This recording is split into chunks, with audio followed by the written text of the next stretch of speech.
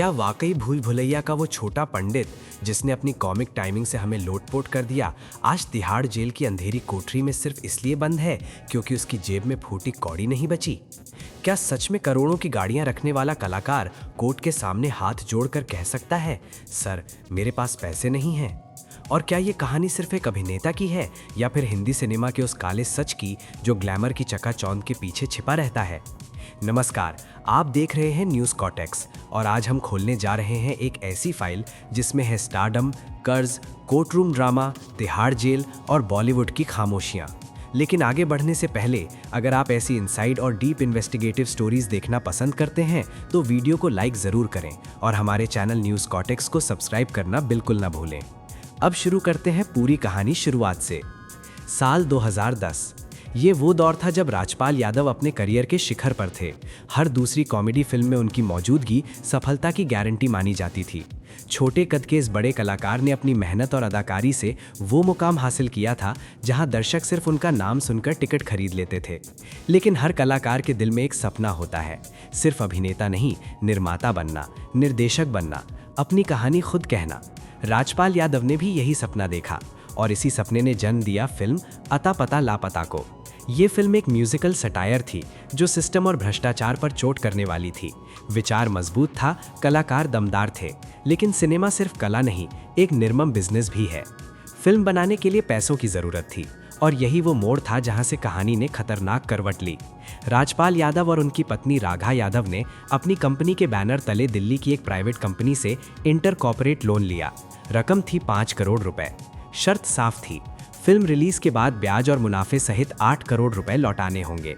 उस वक्त राजपाल को अपनी लोकप्रियता पर पूरा भरोसा था। उन्हें लगा कि फिल्म बॉक्स ऑफिस पर कमाल कर देगी और कर्ज चुकाना बाएं हाथ का खेल होगा। लेकिन बॉलीवुड में किस्मत का पहिया कब घूम जाए कोई नहीं जानता। 2 नवंबर 2012 फिल्म रिलीज हुई। पहले दिन की कमाई लगभग 5 लाख रुपए। पूरे रन की कमाई बजट के मुकाबले बेहद मामूली। 11 करोड़ के बजट वाली फिल्म बॉक्स ऑफिस पर डिजास्टर साबित हुई और यहीं से शुरू हुआ असली संकट। कर्जदाता ने पैसे मांगे।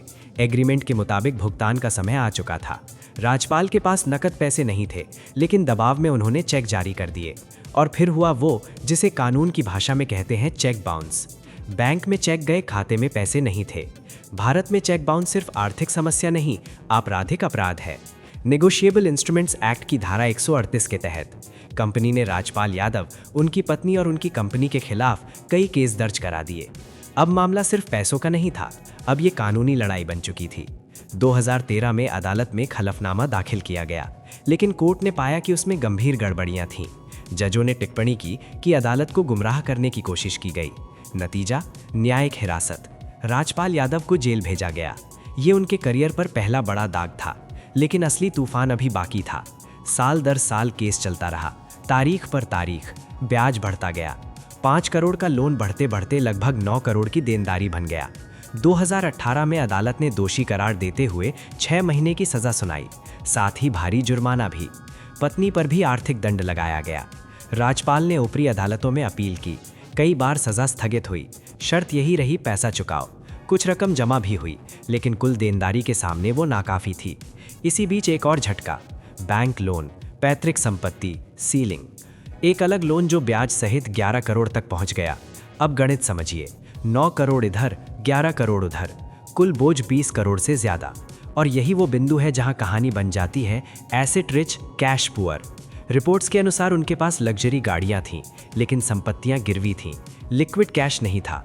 फिल्में कर रहे थे, लेकिन फीस सीधे पुराने कर्ज और कानूनी खर्चों में जा रही थी। फिर आया 2026। अदालत का धैर्य जवाब च चुका था। बार बार मौके दिए गए, लेकिन भुगतान पूरा नहीं हुआ। आखिरकार सरेंडर का आदेश। 5 फरवरी 2026 की शाम राजपाल यादव ने तिहाड़ जेल में आत्मसमर्पण किया। मीडिया के सामने उनकी आवाज़ भरा गई। उन्होंने कहा, मेरे पास पैसे नहीं हैं, हम सब अकेले हैं। ये लाइन बॉलीवुड पर सवाल बनकर गिरी। कहाँ गए वो दोस्त, कहाँ गए सुपरस्टार साथी? इंडस्ट्री की चुप्पी चर्चा का विषय बन गई। फिर कुछ नाम सामने आए, कुछ ने समर्थन जताया, कुछ ने काम देने की बात कही। लेकिन असली सवाल वही है, क्या जेल काट लेने से कर्ज खत्म हो जाता है? नहीं, धारा 138 के तहत जेल सजा है अपराध की। कर्ज अपनी जगह कायम रहता है, यानी बाहर आने के बाद भी वही 20 करोड़ का पहाड़ सामने खड़ा रहेगा। और यही है इस कहानी का सबसे कड़वा सच। ये सिर्फ एक अभिनेता की कहानी नहीं, ये वित्तीय अनुशासन का सबक है, ये कानून की ताकत का एक उदाहरण है, ये स्टारडम के भ्रम का पर्दाफाश है। पर्दे पर जो हमें हंसाता है, असल जिंदगी में वही इंसान कभी कभी अंदर से टूटा हुआ होता है। सवाल ये नहीं कि गलती किसकी थी, सवाल ये है कि क्या अब वापसी संभव है? क्या राजपाल यादव फिर से उसी ऊर्जा के साथ दर्शकों को हंसा पाएंगे? क्या इंडस्ट्री सच में अपने कलाकारों के साथ खड़ी होगी? क्या 20 करोड़ का कर्ज चुकाया जा सकेगा? ये वक्त बताएगा।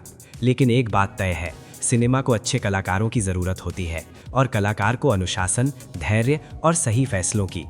आप क्या सोचते हैं, ये सिस्टम की सख्ती है या एक कलाकार की वित्तीय चूक? अपनी राय कमेंट में ज़रूर बताएं। वीडियो पसंद आया हो तो लाइक करें और ऐसी ही गहराई से विश्लेषण वाली स्टोरीज के लिए न्यूज़ कॉर्टेक्स को सब्सक्राइब करना बिल्कुल ना भूलें। हम फिर लौटेंगे एक और परत, एक और सच, एक और इनसाइड स्टोरी के साथ।